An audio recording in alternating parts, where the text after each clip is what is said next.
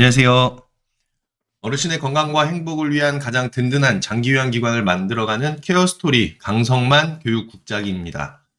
지금 화면에서 보시는 것처럼 여러분들 특히 야간 근무를 하는 노인 요양시설, 노인 요양 공동생활 가정에서 이 야간 근무 시에 혹시라도 발생할 수 있는 노인 학대 중에서도 이 방임을 예방할 수 있도록 관련된 업무를 안내해 드리려고 합니다. 일단 그 야간 근무 시에 왜 방임이 발생하게 되는지부터 우리가 좀 생각해 볼 필요가 있는데요. 이와 관련해서는 다양한 이유들이 있겠지만 특히 야간 시간대에 배치되는 종사자분의 인력 수가 매우 적다 보니까 야간 근무 시에 휴게 시간 때문에 종사자가 부재하게 되는 그런 상황이 이제 발생하는 거죠. 그에 따라서 그런 야간 근무자의 부재 시에 혹시라도 안전사고가 발생했을 때 이런 부분들이 보호자분들께서 노인보호 전문기관에 노인 학대로 신고하게 되면은 혹시 방임으로 판정이 될 수도 있기 때문에 이 부분을 우리가 미리 사전에 예방할 수 있도록 관련된 업무를 지금부터 안내해 드리고자 합니다. 자, 밑으로 이렇게 내려서 보시면은 지금 이제 이 업무 내용은요, 저희 그 케어스토리 노션을 통해서 업무 일정에서 안내해 드리는 내용인데요. 자, 먼저는 업무 내용부터 우리가 보시면 관리자, 시설장 및 대표자는 야간 근무자의 휴게 시간으로 인해서 시설 내 현장에 야간 근무자의 부재로 안전사고가 발생했을 때 방금 말씀드린 것처럼 방임에 해당하는 노인학대 판정이 좀 우려되는 부분이죠. 그래서 지금부터 안내해 드리는 거에 따라서 야간 근무를 관리하시기를 부탁을 드립니다. 어린이집 같은 경우에는 어린이가 잠을 자고 있을 때 선생님께서 그 현장을 떠나게 되면은 방임에 해당하는 아동 학대가 되는 상황이죠. 이를 비교해서 우리 노인요양시설과 노인요양 공동생활 가정을 한번 생각해 보신다면 어르신께서 주무시고 계시는 동안에 현장에 야간 근무자가 만약에 없다라고 하면은 이것 또한 방임이 될 수 있겠다라는 부분이 되는 것이죠. 그런데 차이가 발생하는 거는 아동에 대한 부분이었고 저희 노인시설에서는 대상자가 어르신인 거잖아요. 근데 그 어르신께서 노인성 질병을 가지고 계신 대상자라는 거죠.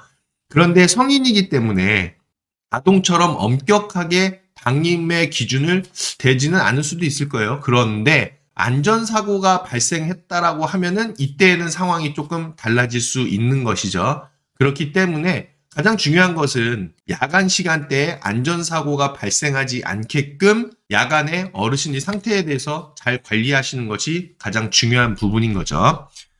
이에 따라서 야간 근무자분의 휴게 시간 시 관리 방법을 지금부터 이제 말씀드리려고 하는데요. 먼저는 야간 근무자의 휴게 시간 시 관리 방법 중에서도 야간 근무자 한 분이 근무하고 계셔서 다른 야간 근무자가 없는 경우에 대해서부터 말씀을 드리려고 합니다. 이 경우는 노인요양 공동생활 가정 또는 10인 이상 시설 중에서도 20인 미만의 노인요양시설 정도에서는 이런 상황이 발생할 수 있는 것이죠. 또 지금 시설을 막 개원한 상황이라면 그런 시설 또한 채용된 요양보호사 선생님 또는 다른 종사자분들의 인력수가 적기 때문에 야간 근무자가 한 분이 계시는 상황이 될 수도 있을 것 같습니다.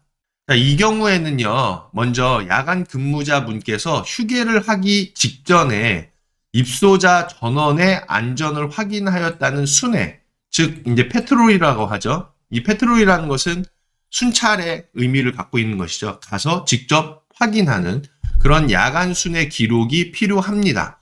자, 그렇지만은요, 그럼에도 불구하고 휴게 시간으로 야간 근무자가 부재해서 수급자 어르신께 안전사고가 발생했다면 그럼에도 불구하고 방임으로 판정될 우려가 좀 있어 보여요.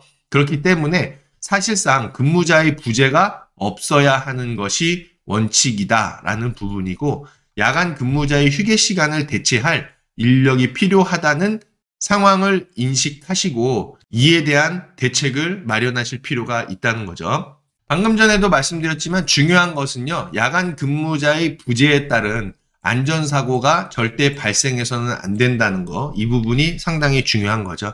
자, 두 번째로는 야간 근무자 2명 이상이 근무하고 있는 경우인데요. 한 명의 야간 근무자가 휴게 시간을 갖는 경우 다른 한 명의 야간 근무자 분께서는요, 휴식을 취하는 야간 근무자의 순회 범위까지 확인해서 야간 순회 점검 기록부에 그 기록을 남기셔야만 합니다. 자, 이런 것을 통해서 모든 수급자 어르신을 공백 없이 계속적으로 지켜보고 있었다는 증빙이 되기 때문에 매우 중요한 내용이 되는 것이죠.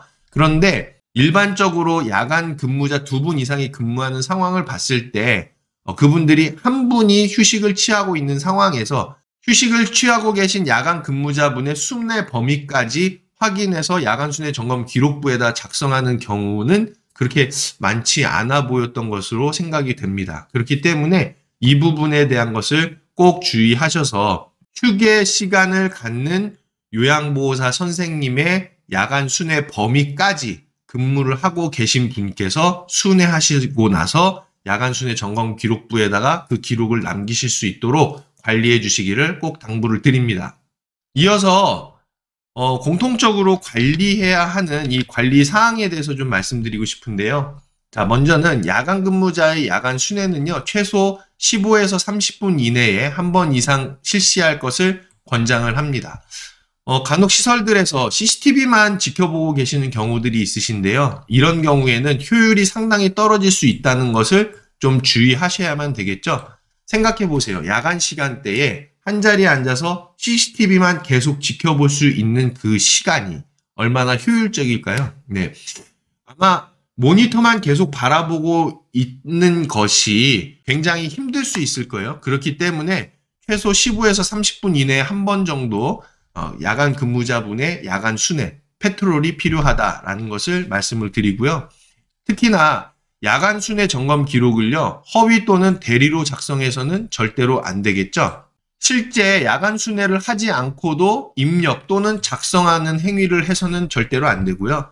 야간 근무자 본인이 실제 야간 순회 기록을 작성하지 않고 다른 누군가가 대리로 작성하는 행위 등도 있어서는 안 됩니다.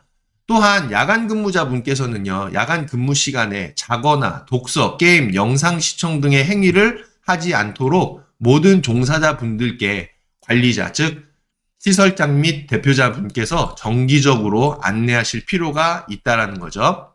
자, 그리고 이어서 저희가 야간 순회 점검 기록지를 철저하게 작성하고 관리하셔야만 하겠고요. 자, 이 부분 여러분들 저희 케어스토리 노션에 업무 노션에서 이 부분 클릭하시면 야간 순회 점검 기록부 점검하는 방법에 대해서, 관리하는 방법에 대해서 안내되어져 있으니까요. 링크로서 확인을 하시고요. 또한 분기별 1회 이상 응급상황 대응 교육을 정기적으로 빠짐없이 꼭 실시해 주셔야만 합니다. 이 응급상황 대응 교육은요, 저희 매월 업무 일정에서 제공해 드리니까 그 일정에 따라서 빠짐없이 실시해 주시면 되겠고요.